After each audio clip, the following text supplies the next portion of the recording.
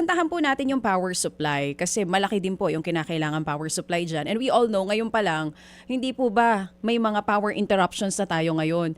So, paano po ang power supply dyan sa AI Hub na yan?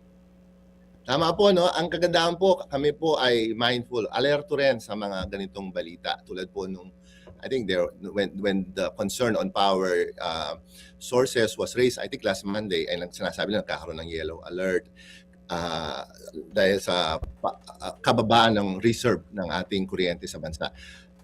Factor po sa amin ngayon yan sa pagpaplano nitong PAC Silica. Ang gusto namin, ayaw namin makiagaw, makipag-compete sa power supply para sa mga communities. No? Kanya nga po, tama kayo, sa mga ibang bansa, ayaw nila yung mga data center na nasa dense population dahil pag-agawan sila sa tubig o kuryente.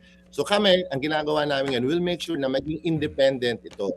No? Independent itong, ano po ito parang addressing the issue and coming up with benefits at all the same time. Una po, so hindi namin kami makikipag-compete sa mga neighboring regions sa power supply kasi gagawa kami ng sarili naming power supply. Pangalawa, ang gagawin naming power supply ay kailangan clean and green. Kasi yun din ang requirement ng mga investors.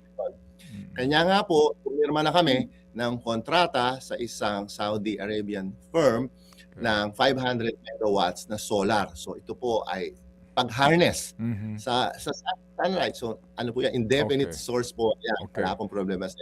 So mangyari po pala, ito po ay magiging embedded power plant po. So ano na-address nito ngayon? Ang mangyari po nito, bababa ang cost ng electricity kasi hindi na siya dadaan sa transmission, hindi na siya dadaan. In other words, pati po itong source of power ay pinaghahandaan nyo. May tanong po ba siya? Yes po. Balikan ko lang din yung tanong ni Manong Ted kanina kasi nabanggit niya po, mukhang talagang seselyohan na po ang kasunduan na ito. Kasi kayo rin po mismo nagsabi sa mga balita na nasa advanced stage na po kayo ng usapan with US, 'di ba? Dito po sa proyektong 'to. Ang plano nyo daw po pirmahan ito before the end of the year. Pero yung mga tanong kanina sa toxic waste, water, and now power, parang hindi pa klaro po para sa aming lahat eh. Pero pipirmahan na natin yung kasunduan this year. Paano po 'yun? Ay kami na po ay open, no? In fact, when the contract will be approved, if ever, ay kasama na yan sa magiging public document din naman yan. And we will continue to be or open to continue to discuss itong ganito pong concern. No, alam niyo po ako, dito po ako sa Pampanga. Gusto ko po umunlad po ang Central Zone. So I'll make sure po na itong proyekto po ito ay pagmamalaki ng bawat Pilipino, lalo na sa ilalim natin Pangulong Marcos. Dahil ito malaking opportunity. Alam po, nung andun po ako sa PAC Silica Summit, lahat po ng mga member doon, ini-invite po ang US, unahin sila.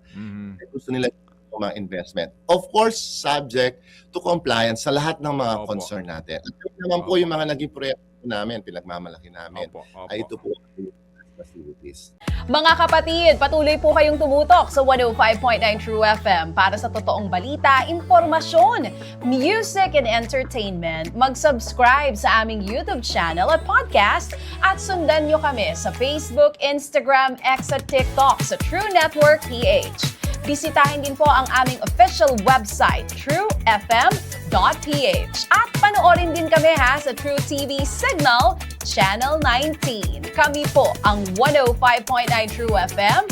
Laging true sa'yo, kapatid. Ito tayo sa totoo, tunay at